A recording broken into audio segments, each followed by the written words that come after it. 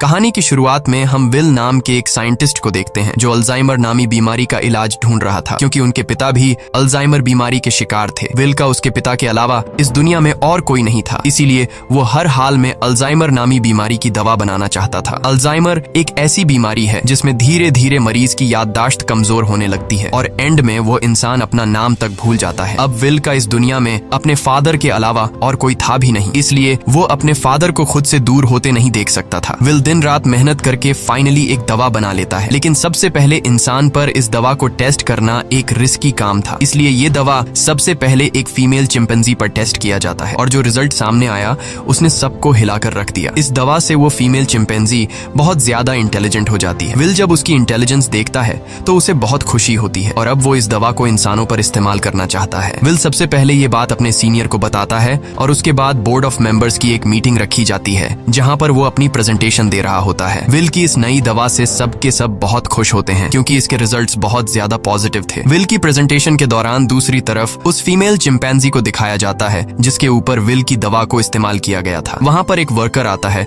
जो उसे वहां से दूसरी जगह शिफ्ट करना चाहता है, लेकिन आज उस चिंपैंजी का नेचर थोड़ा अलग था। वो उस जगह से दूसरी जगह शिफ्ट नहीं होना चाहती थी। जब वर्कर जबरदस्ती करता है तो उस चिंपैंजी को बहुत गुस्सा आता है। वो उस वर्कर का हाथ पकड़ लेती है और उसके बाद वहां से निकलकर चारों तरफ तोड़फोड़ करना शुरू कर देती है। वो काबू से बाहर हो गई और उस जगह पहुंच जाती है जहां पर बोर्ड ऑफ मेंबर्स की मीटिंग चल रही होती है। यहाँ पर विल चाहकर भी उसे कंट्रोल नहीं कर पाता क्योंकि ये चिंपैंजी बहुत ज्यादा गुस्से में होती है, इसलिए इस चिंपैंजी को गोली मारनी पड़ती है जिससे उस चिंपैंजी की मौके पर ही मौत हो गई। इस हादसे के बाद बोर्ड के मेंबर्स ने ये माना कि विल की दवा की वजह से ये चिंपैंजी एग्रेसिव हो गई थी और अब चिंपैंजी की मौत के साथ साथ विल का ये पूरा का पूरा एक्सपेरिमेंट भी पूरी तरह से खत्म हो गया है। बोर्ड के मेंबर्स ने लैब में रखे सारे चिंपैंजी को मारने का हुक्म दिया क्योंकि उन पर भी विल की बनाई हुई दवा का इस्तेमाल किया गया था। हालांकि विल अपने बॉस को कन्विंस करने की कोशिश करता है कि मेरी दवा में कोई प्रॉब्लम नहीं है, लेकिन उसका बॉस साफ साफ मना कर देता है। वो कहता है कि अगर तुम्हारी दवा में प्रॉब्लम नहीं होती तो वो चिंपैंजी इतना ज्यादा अग्रेसिव नहीं होती। विल की 5 सालों की एक्सपेरिमेंट अब जाया हो गई थी। वो अंदर लैब की तरफ जाता है, तभी उसके पास लैब का केयर टेकर आता है और उसे बताता है कि आपकी दवा में कोई भी प्रॉब्लम नहीं है। दरअसल चिंपैंजी आपकी दवा की वजह से अग्रेसिव नहीं हुई थी, बल्कि उसने उसी वक्त एक बच्चे को जन्म दिया था जिस वजह से वो गुस्से में आ गई थी क्योंकि उसे वहां से शिफ्ट किया जा रहा था। और अब विल को पूरी बात समझ में आ जाती है। वो वर्कर उसे कहता है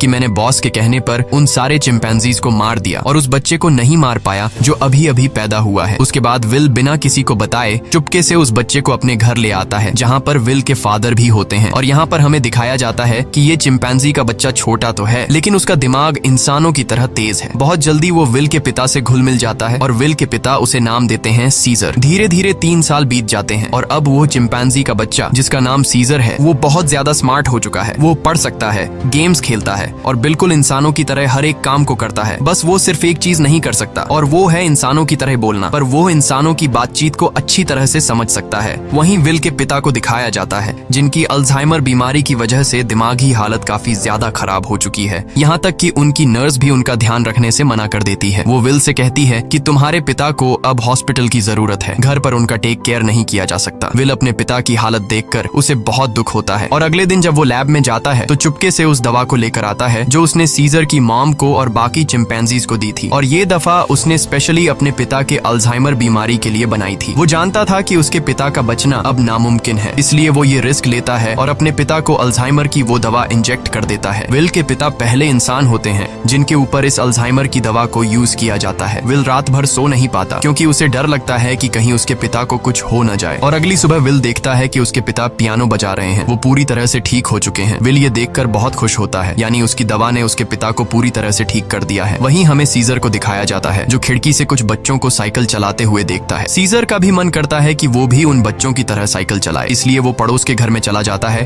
पर इस घर का मालिक बहुत ही खड़ूस इंसान था। वो सीजर को देख लेता है। अब वो सीजर को मारने के लिए बेसबॉल का बैट उठाकर उस पर हमला कर देता है, लेकिन उससे पहले कि वो उसे बुरी तरह से मारता, यहाँ पर विल और उसके पिता सीजर को बचा लेते हैं। विल पड़ोसी को समझाने की कोशिश करता है कि ये सिर्फ खेलने की कोशिश कर रहा था, इससे तुम्हें कोई खतरा नहीं है। पड़ोसी कहता है कि ये मेरे बच्चों को नुकसान पहुंचा सकता है और अगर ये बंदर का बच्चा दोबारा यहाँ पर आया तो मैं इसे मार दूंगा। यहाँ पर सीजर के पैर पर चोट लग गई होती है, इसलिए विल उसे डॉक्टर कैरोलिन के पास ले जाता है और जब कैरोलिन उसका इलाज करती है तो उसे पता चलता है कि ये बहुत ज्यादा इंटेलिजेंट है क्योंकि सीजर विल से इशारों में बात कर रहा होता है। जल्द जल्द ही विल और डॉक्टर कैरोलिन की आपस में दोस्ती हो जाती है। कैरोलिन को सीजर बहुत पसंद आ जाता है, इसलिए वो विल के घर आना शुरू कर देती है, जहाँ उसे पता चलता है कि सीजर हमेशा घर पर रहता है, उसे बाहर नहीं ले जाया जाता, इसीलिए सीजर हमेशा खिड़की से बाहर देखता रहता है। कैरोलिन विल से कहती है कि हमें उसे बाहर ले जाना चाहिए। विल को ये आइडिया पसंद आया और अगले दिन विल और कैरोलिन सीजर को पास के एक जंगल में ले गए, जिसका नाम रेडवुड है। वह खूबसूरत जंगल सीजर के लिए किसी जन्नत से कम नहीं था। सीजर को ये जगह बहुत पसंद आई और इसी तरह से 2 साल और बीत जाते हैं। अब विल और कैरोलिन एक दूसरे के साथ रिलेशनशिप में आ चुके हैं। सीजर भी अब बड़ा हो चुका है और ये लोग हमेशा उस जंगल में आते। एक दिन जब ये लोग रेडवुड जंगल में होते हैं तो वहाँ एक फैमिली आती है जिनके पास एक डॉग होता है जिसके गले में पट्टा बांधा गया होता है। वह डॉग सीजर पर भौंकने लग जाता है, जिसे देखकर सीजर बहुत ज्यादा मायूस हो जाता है। सीजर इसलिए मायूस नहीं होता कि डॉग ने उस पर भौंका, बल्कि वो डॉग के गले में पट्टा देख लेता है और पट्टा तो उसके गले में भी विल ने बांधा था। वो विल से इशारे में पूछता है, क्या मैं तुम्हारा कोई पालतू जानवर हूँ? जिस पर विल जवाब देता है, नहीं, तुम पालतू नहीं हो, तुम मेरे बेटे हो। पर सीजर अब समझदार हो चुका था। वो अपने बारे में जानना चाहता था कि वो कौन है और कहाँ से आया है, इसलिए विल सीजर को अपनी लैब के बाहर ले जाता है और बताता है कि तुम्हारी मॉम यहाँ पर थी, हमने उसके ऊपर एक दवा का इस्तेमाल किया था और उसी दवा की वजह से आज तुम इतने ज्यादा इंटेलिजेंट हो। अब सीजर को अपने बारे में सब कुछ पता चल चुका है। इसके बाद ये लोग घर आते हैं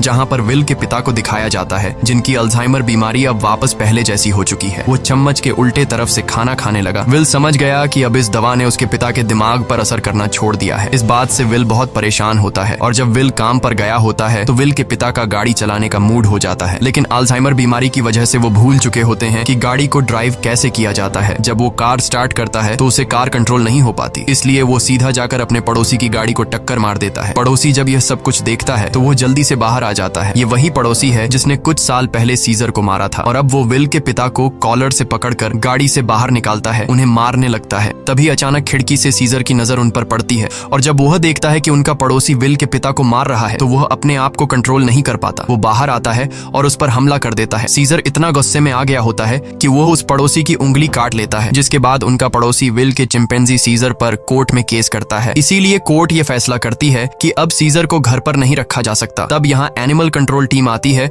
और वो सीजर को उस जगह ले जाते हैं जहाँ पर और भी चिंपैंजीज रहते हैं। सीजर को लगा कि वो यहाँ घूमने के लिए आया है, इसलिए वो एक्टिविटी हॉल को देखकर खुश था, लेकिन उसे पता नहीं था कि अब वो यहाँ हमेशा के लिए कैद रहने वाला है। सीजर जब विल को यहाँ से जाते देखता है तो वो उसके पास दौड़कर आता है, लेकिन अब सीजर उस जगह में कैद हो चुका था। सीजर विल के पास आया और शीशे के दूसरी ओर से इशारे करने लगा कि मुझे भी अपने साथ ले चलो, लेकिन विल मजबूर है और वो कहता है कि तुम्हें अब यहीं पर रहना होगा। इस बात से सीजर को बहुत दुख होता है और विल उसे यहीं पर छोड़कर चला जाता है। दूसरी तरफ विल के पिता को दिखाया जाता है जो एक बार फिर पूरी तरह से अल्जाइमर के शिकार हो चुके हैं और विल अब पहले से भी ज्यादा स्ट्रॉन्ग दवा बनाएगा ताकि वह अपने पिता की बीमारी को हमेशा के लिए ठीक कर दे। विल यह बात अपने बॉस को बताता है कि वह दवा जो मैंने पहले बनाई थी मैंने अपने पिता के ऊपर इस्तेमाल की थी। वो पूरी तरह से ठीक हो गए थे, लेकिन ज्यादा वक्त तक नहीं। अब वो दोबारा से कमजोर हो रहे हैं, इसलिए अब मैं पहले से भी ज्यादा स्ट्रॉन्ग दवा बनाना चाहता हूँ। उसका बॉस उसे इजाजत दे देता है। दूसरी तरफ सीजर को दिखाया जाता है जो बहुत ही ज्यादा उदास था। उसे उम्मीद थी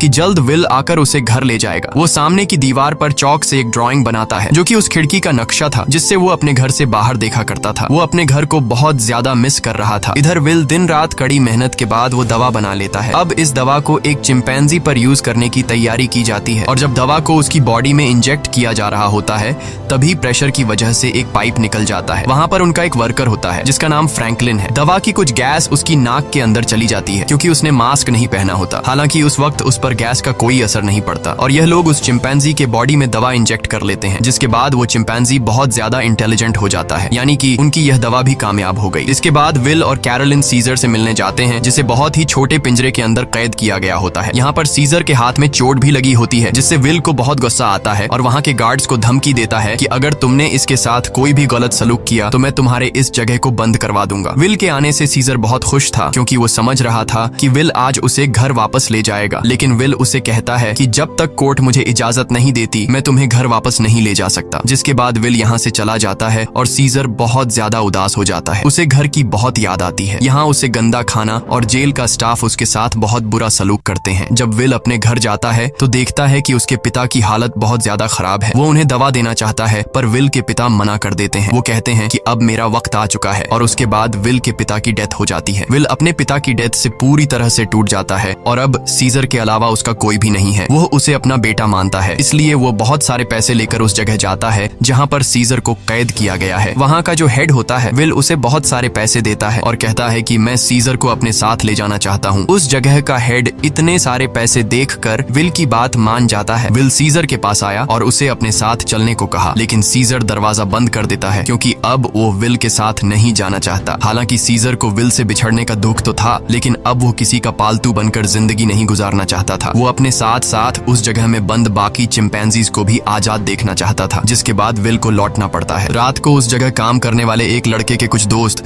यहाँ पर चिंपैंजीज को देखने के लिए आते हैं, और जब इनमें से एक लड़का सीजर के पास आता है तो सीजर उसे पकड़कर अपनी तरफ खींचता है और उसकी जेब से चाकू निकाल लेता है। उस चाकू से सीजर रात को अपने सेल का गेट खोल लेता है। उसके बाद वो सेल से निकलकर चुपके से छत के रास्ते से होते हुए सीधा विल के घर पहुंच जाता है, जहां पर उसे वो नई दवा मिल जाती है जो विल ने अल्जाइमर के नए पेशेंट्स के लिए बनाई थी। और अब इस दवा को लेकर वापस वो उसी जगह आ जाता है जहां पर बाकी चिंपैंजीज को कैद किया गया है, और वहां पर उस दवा को खोल देता है जिससे सारी की सारी गैस चिंपैंजीज इनहेल कर लेते हैं, जिसके बाद सबके सब चिंपैंजीज सीजर की तरह इंटेलिजेंट हो जाते हैं। उनके अंदर सोचने समझने की शक्ति आ जाती है, और सीजर का पहला मिशन भी यही था कि सब चिंपैंजीज मेरी तरह इंटेलिजेंट हो जाएं, तभी हम सब इस जगह से भाग पाएंगे। और वो ऐसा करने में कामयाब हो गया। लेकिन दूसरी तरफ फ्रैंकलिन, जिसका गलती से वो गैस नाक के जरिए अंदर चली गई थी, उसकी डेथ हो जाती है। इसका मतलब ये है कि यह दवा सिर्फ चिंपैंजीज पर असर करती है और इंसानों को यह दवा मार देती है। वहीं सीजर को दिखाया जाता है जो अब बाकी चिंपैंजीज के साथ उस जगह से भागना चाहता है, लेकिन तभी वहाँ का एक वर्कर जो सब चिंपैंजीज को बहुत टॉर्चर किया करता था वो आ जाता है, और जब वो अपनी करंट वाली स्टिक से उन्हें करंट लगाने की कोशिश करता है तो सीजर उसका हाथ पकड़ लेता है। वो कहता है कि अपने गंदे हाथ मुझसे दूर रखो, और यहाँ पर पहली बार सीजर बोलता है नो। इसके बाद सीजर उसे पंच मारकर वहीं पर गिरा देता है और बाकी सब चिंपैंजीज को आजाद कर देता है। वो वर्कर उठकर एक बार फिर से अपनी इलेक्ट्रिक स्टिक लेकर उनकी तरफ बढ़ता है, लेकिन सीजर उस पर प्रेशर से पानी खोल देता है जिससे उसे करंट लगने से उसकी मौत हो जाती है। इसके बाद सीजर सब चिंपैंजीज को लेकर पास के एक जू में पहुंच जाता है। वो वहां के सभी चिंपैंजीज को आजाद करके अपनी टीम में शामिल कर लेता है, और अब ये सब के सब विल की लैब में पहुंच जाते हैं। वहां पर भी बहुत सारे चिंपैंजीज होते हैं, ये उन्हें भी आजाद कर देते हैं, और अब इन सब की एक टीम बन चुकी है। वहीं विल, जिसे सीजर की बहुत ज्यादा याद आती है, वह उस जगह कॉल करता है जहां पर सीजर को कैद कर रखा गया था, पर उसका कॉल कोई रिसीव नहीं करता। इसलिए वह जल्दी से कैरोलिन के साथ वहां पर पहुंच जाता है। वो देखते हैं कि यहाँ पर तो एक भी चिंपैंजी मौजूद नहीं। तभी उन्हें एक जख्मी वर्कर दिखाई देता है। विल उससे पूछता है कि यहाँ पर क्या हुआ। वह बताता है कि तुम्हारा सीजर सबको अपने साथ ले गया, और वह पहली बार बोला भी था। ये सुनकर विल बहुत ज्यादा परेशान हो जाता है, और अब वह समझ जाता है कि सीजर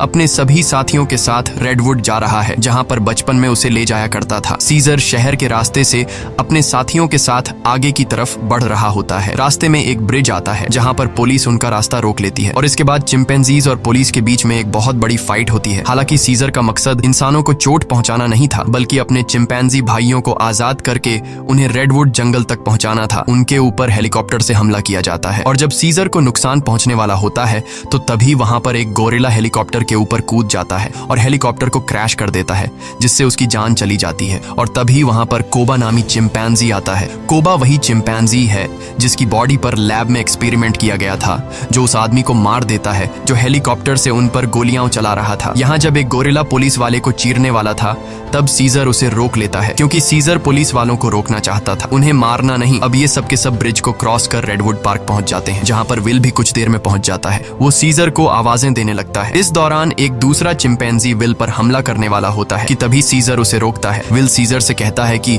तुम मेरे साथ घर चलो, नाराजगी छोड़ दो, नहीं तो पुलिस तुम सबको मार देगी। सीजर विल को अपने गले लगाता है और उसके कान में कहता है कि अब यही मेरा घर है, और विल समझ जाता है कि सीजर को उसकी दुनिया मिल चुकी है, वह उसके साथ लौट कर नहीं आएगा। विल सीजर से कहता है ठीक है, ये तुम्हारी जिंदगी है, जी लो इसे। जिसके बाद विल सीजर को यहीं छोड़कर चला जाता है। अब सीजर और उसके साथियों की यह एक नई दुनिया है, और सीजर इन सब का लीडर है। वहीं हमें विल के पड़ोसी को दिखाया जाता है जिसकी उंगली सीजर ने काटी थी, और अचानक उसकी नाक से खून निकलने लगता है। दरअसल फ्रैंकलिन, जो विल का कोलीग था जिसने एक्सपेरिमेंट के दौरान गैस इनहेल कर ली थी, वो ये सब कुछ बताने के लिए विल के घर आया था। लेकिन विल घर पर न होने की वजह से फ्रैंकलिन उसके पड़ोसी के पास गया। अचानक उसे खांसी आई, जिससे खून के छींटे उसके ऊपर गिर गए, और अब ये भी उस वायरस से इन्फेक्टेड है। दरअसल ये एक पायलट होता है जो कि इंटरनेशनल फ्लाइट्स उड़ाता है। इसका मतलब ये वायरस पूरी दुनिया में फैला देगा, जिससे पूरी दुनिया बदल जाएगी। और होता भी ऐसा ही है। इस मूवी का सेकंड पार्ट 2014 में आया था, जिसमें दिखाया जाता है कि वायरस को फैले हुए आज 10 साल हो चुके हैं और दुनिया से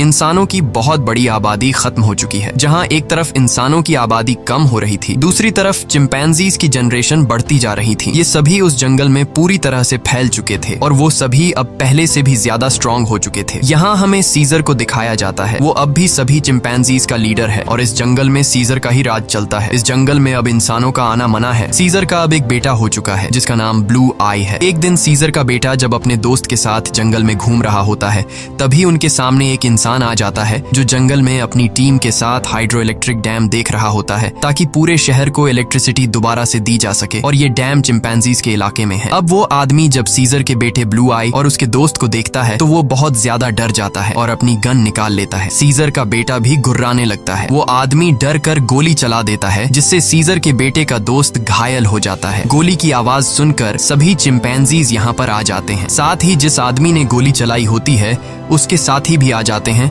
जो यहाँ पर डैम ढूंढ रहे होते हैं। चिंपैंजीज उन्हें मारना चाहते हैं। वो सब उन लोगों पर बहुत ज्यादा गुस्सा होते हैं। तभी इंसानों के ग्रुप का लीडर आगे आता है जिसका नाम मैल्कम है। वो सीजर से बात करता है। वो उसे बताता है कि हम यहाँ पर किसी को नुकसान पहुंचाने के लिए नहीं आए, हम तो बस यहाँ सिर्फ शहर की बिजली ठीक करने के लिए डैम ढूंढ रहे हैं। सीजर उससे कहता है, चलो ठीक है, इस बार तुम आ गए, लेकिन दोबारा यहाँ पर मत आना, तुम सब यहाँ से चले जाओ। अब वो सब के सब यहाँ से चले जाते हैं और इन्हीं चिंपैंजीज में जो कोबा होता है, जिसके ऊपर कभी इंसानों ने एक्सपेरिमेंट्स किए थे, जो इंसानों से बहुत ज्यादा नफरत करता है, वो सभी चिंपैंजीज से कहता है कि इंसान दोबारा से हमारे इलाके में आ गए हैं, वो हमें फिर से नुकसान पहुंचाएंगे, इसलिए इंसानों को हमें अपनी ताकत दिखानी होगी। और सीजर भी अब उसकी बातों में आ जाता है और ये सब तय करते हैं कि ये इंसानों की बस्ती में जाएंगे।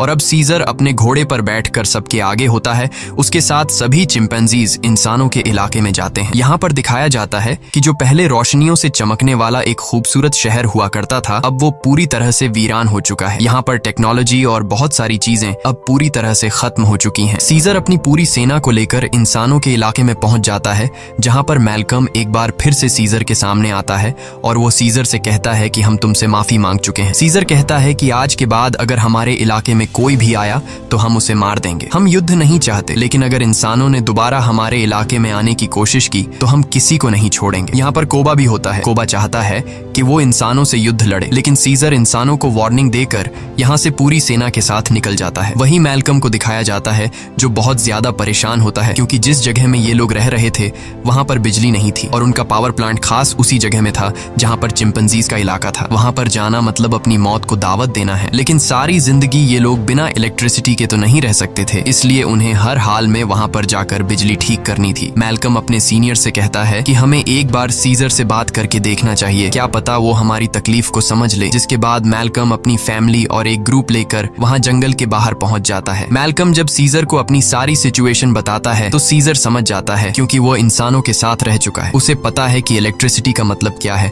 और इंसानों के लिए वो कितनी जरूरी है। सीजर कहता है, ठीक है, तुम लोग अंदर आ सकते हो, मगर एक शर्त पर, तुम्हें सारे हथियार हमारे हवाले करने होंगे। मैल्कम मान जाता है और अब अपनी टीम के साथ वो उस जगह पहुंच जाता है जहां पर पावर प्लांट है, और इसके बाद ये लोग वहां पर काम करना शुरू कर देते हैं। मैल्कम की वाइफ और उसका बेटा चिंपैंजीज के बच्चों से बहुत जल्दी घुल मिल जाते हैं और जब ये लोग पावर प्लांट पर काम कर रहे होते हैं तभी एक चिंपैंजी को वहां पर छुपी हुई एक गन मिलती है और वो गन सीधा वो लेकर जाता है सीजर के पास। और जब सीजर को पता चलता है कि इंसान अपने साथ छुपाकर यहाँ पर गन लाए हैं तो उसका गुस्सा एक बार फिर से भड़क जाता है और वो मैल्कम और उसके साथियों से कहता है, तुम जंगल छोड़कर चले जाओ। लेकिन तभी सीजर को पता चलता है कि उसकी पत्नी, जो बहुत लंबे समय से बीमार थी, मैल्कम की पत्नी ने उसे दवा दी थी जिससे अब वो पूरी तरह से ठीक हो गई। ये देखकर सीजर इंसानों को एक और मौका देता है। वो कहता है, तुम्हारे पास एक दिन और है, तुम इस पूरे पावर प्लांट को ठीक कर सकते हो और इसके बाद यहाँ से चले जाना। दरअसल मैल्कम का एक साथी, जो कभी एक पुलिस ऑफिसर हुआ करता था, उसे चिंपैंजीज पर बिल्कुल भरोसा नहीं है। वो उनसे नफरत करता है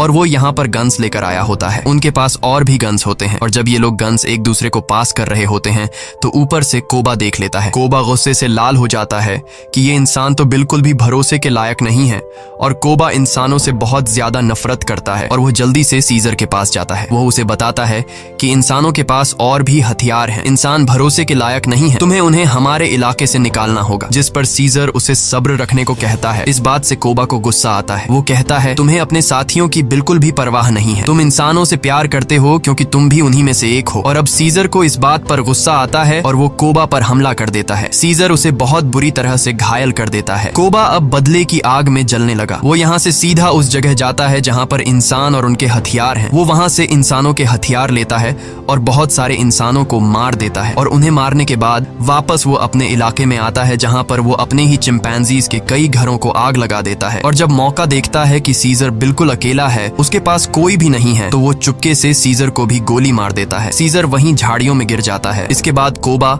अब सभी चिंपैंजीज के पास जाता है और कहता है, इंसानों ने हमारे घर जला दिए और हमारे लीडर सीजर को भी मार दिया। वो हम पर हमला कर रहे हैं, हमें उन्हें सबक सिखाना होगा। कोबा इंसानों के खिलाफ युद्ध का ऐलान कर देता है। साथ ही वो यह भी ऐलान करता है कि अब मैं तुम सब का लीडर हूँ। इसे सब लीडर मान लेते हैं और इंसानों से युद्ध लड़ने के लिए तैयार हो जाते हैं। दूसरी तरफ इंसानों को दिखाया जाता है जहाँ उनके घरों में अब लाइट आ चुकी होती है क्योंकि पावर प्लांट ठीक हो चुका है। वो सब एक साथ मिलकर एंजॉय कर रहे होते हैं। वहीं कोबा अपनी पूरी सेना के साथ उस जगह पहुंच जाता है जहां पर इंसानों के हथियार हैं। सबसे पहले ये चिंपैंजीज इंसानों के हथियार को लूटते हैं और इसके बाद उन्हीं हथियारों से इंसानों के ऊपर हमला कर देते हैं। कई इंसानों को मार दिया जाता है। यहाँ पर वो छोटा चिंपैंजी भी होता है जिसे जंगल में एक इंसान ने गोली मारी थी और अब कोबा उसे हथियार देता है और कहता है, तुम्हें इंसानों को मारना होगा। पर वह मना कर देता है क्योंकि सीजर ने उसे सिखाया था कि कभी भी किसी भी इंसान पर बिना वजह हमला मत करना। और जब वो बच्चा कोबा का ऑर्डर नहीं मानता तो कोबा उसे मार देता है। साथ ही जो चिंपैंजीज उसका हुक्म नहीं मानते वो उन्हें कैद कर लेता है। वही जंगल में मैल्कम और उसकी वाइफ शहर की तरफ आ रहे होते हैं। तभी वहाँ पर उन्हें सीजर दिखता है जो बहुत बुरी तरह से घायल होता है। वो सीजर को अपनी गाड़ी में बैठाकर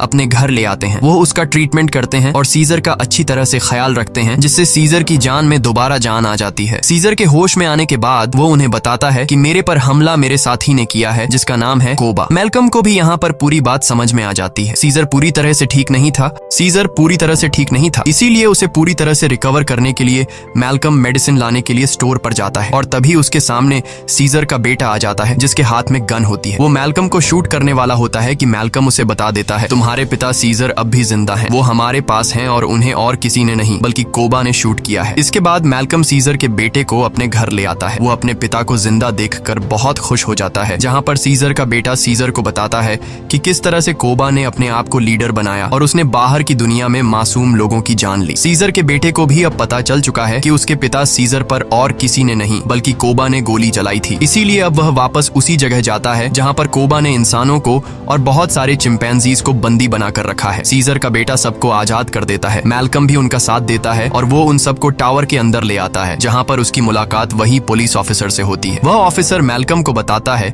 कि इलेक्ट्रिसिटी आने के बाद मैंने रेडियो से आर्मी के साथ कांटेक्ट कर लिया है और बहुत जल्द बहुत बड़ी आर्मी की सेना यहाँ पर आने वाली है जो सभी चिंपैंजीज का खात्मा कर देगी। साथ ही वह यह भी बताता है कि मैंने टावर के ऊपर बहुत सारे बॉम्ब्स को फिट कर दिया है ताकि जब चिंपैंजीज टावर के ऊपर चढ़ेंगे तो मैं बॉम्ब को ब्लास्ट करके उन सब चिंपैंजीज को मार दूंगा। हालांकि इसमें उसकी खुद भी जान चली जाएगी। उसके हाथ में रिमोट कंट्रोल होता है और अब ये देखने के बाद मैल्कम और सभी इंसान वहां से भागना शुरू कर देते हैं। वहीं सीजर को दिखाया जाता है जो अब यहाँ पर पहुंच चुका है। उसका सामना कोबा से होता है और कोबा और उसके बीच फाइट शुरू हो जाती है। सीजर को जिंदा देखकर बाकी चिंपैंजीज भी कोबा की गद्दारी को जान चुके हैं। वहीं हमें उस पुलिस ऑफिसर को दिखाया जाता है जो टाउन के एक हिस्से को बॉम्ब से ब्लास्ट कर देता है जिसमें कई सारे चिंपैंजीज मारे जाते हैं, लेकिन कोबा, सीजर और उसके कई साथी अब भी जिंदा हैं। जब कोबा देखता है कि बहुत सारे चिंपैंजीज वापस सीजर को सपोर्ट करने लगे हैं तो वह उन सब पर गोलियां चलाना शुरू कर देता है। तभी सीजर काफी ऊंचाई से कोबा पर हमला कर देता है और उसे बिल्डिंग से नीचे धकेल देता है। कोबा लोहे की रॉड से लटक जाता है। अब वह सीजर से कहता है, प्लीज मुझे बचा लो, जिसके बाद सीजर उसका हाथ पकड़ लेता है, लेकिन कोबा ने जो किया है उसे माफ नहीं किया जा सकता। इसीलिए सीजर उसका हाथ छोड़कर उसे नीचे गिरा देता है जिससे उसकी मौत हो जाती है। और अब मैल्कम और सीजर एक दूसरे के सामने होते हैं। ये दोनों एक दूसरे से हाथ मिलाते हैं, यानी कि यह दोनों अब अच्छे दोस्त हैं, जैसे कभी सीजर विल का हुआ करता था। मैल्कम सीजर को बताता है कि बहुत जल्दी यहाँ पर आर्मी आने वाली है, तुम सबको यहाँ से निकलना होगा